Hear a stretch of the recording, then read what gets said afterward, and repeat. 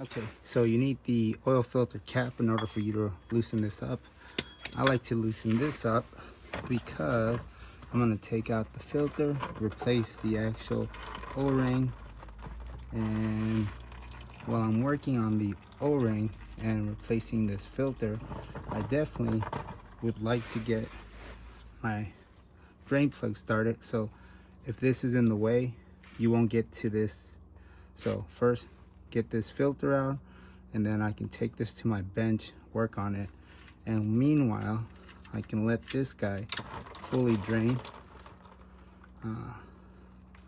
Make sure you take out this crush washer if it gets stuck in there.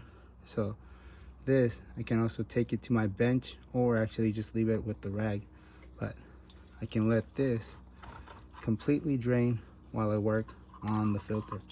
The filter itself, I can definitely take it out, put it in there, and then let this drain just a bit. I can always clean this off. The only thing you need for this oil change, you're going to need 0W20. You're going to need a 04152 YZZ A6, also known as the A6 oil filter. Inside that, you're going to have a fresh new oil filter. You'll be able to put that in there, either from the front or the rear. They made it mechanic proof, so either way fits. You put in your new cartridge just like so. Inside the A6, you will also have an O-ring. You'll be able to pinch this O-ring just like so. I run my thumb upwards and then my other thumb across, bringing that all the way up. Bring that O-ring all the way up, be able to take it out, throw that away.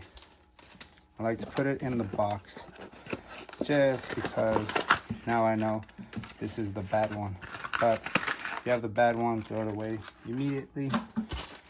Keep the other one in the bag until the very last second so you get ready to put that in there. Once you put it in there, my gloves are pretty lubed up. All you're gonna do is the same thing. Start on one side with my thumb and my index finger on the top here. All I'm gonna do is run it all the way across. Bring it back, thumb and index on both sides, and then just push it all the way down till this little area right here. Here's where you're just gonna wanna run it all the way through. Make sure it sits nice and snug. Now this is ready to get installed. Don't forget your brand new crush washer. It only took me a couple minutes to get this ready. By then this is fully drained. So with my rag, I cleaned this area a little bit more from the outer portion of it towards the inside right there. That should be clean enough. Then I run this guy back in there and tight.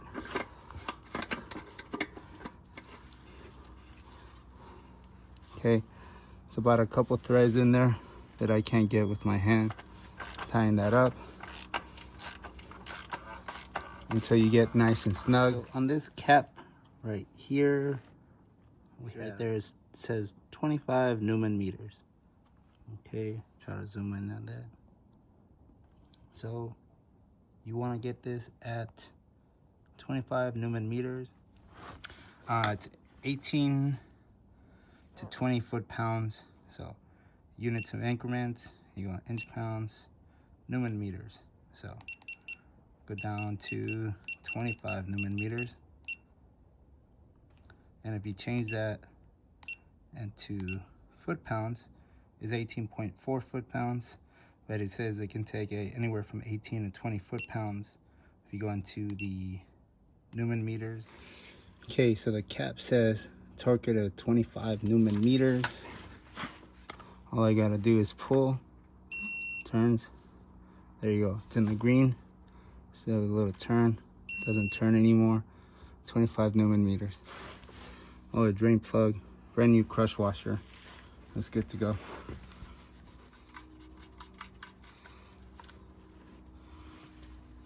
So I'll go into the foot-pounds. Just go straight into 30.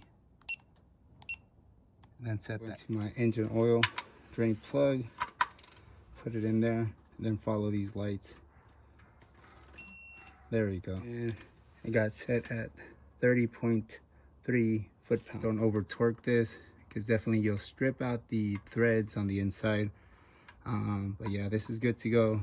This is torqued as well. So the very last thing I want to do is I want to measure out 4 quarts, and I start off at 12 ounces. As long as I'm in between the actual hash marks, I'm good. I don't want to underfill. I have below the actual hash marks or over the hash marks. Next, you're just going to add the oil. Make sure that the oil goes in and that no small particulates make their way inside the engine itself. The engine oil fill cap, just clean it up, wipe it down, make sure it's tight, and put back in there. So the next thing I want to do is just straight up just start up the vehicle. Let it run for a minute or a second. Let that oil run all the way up from the actual engine oil pan all the way to the top. Recirculate from the top of the engine and just let it sit. Okay, so from trip A, I'm gonna turn off the vehicle itself, pull out the key, make sure I open the door, make sure it resets. So I'm gonna put my key in, press and hold display, and then I'm gonna turn. So I'm gonna have my finger on display, I'm gonna turn the key over. See that dash lines? It's gonna go down 2, 1, 0. That's at 0, so I let it go. And then when I turn the vehicle back on, maintenance required is gonna go away. Just like so. I'm on trip B, 00. If you want it down to trip A, odometer, what you're gonna do on trip A right there, it's got 5,047. Press and hold display, and it zeroed it out. So you don't even need an actual sticker to tell you that you've driven 5,000 miles after the oil change. But I still am a fan of the sticker. Very last thing you want to do, just let it sit, pull out the dipstick, clean it out. On these Corollas, you don't have any hash marks on this, so all you have on this is going to be the lower dot here and the upper dot right there. So below this is going to be not enough oil, above this is going to be too much oil, so anywhere in between here is good. So we're going to go ahead and check that.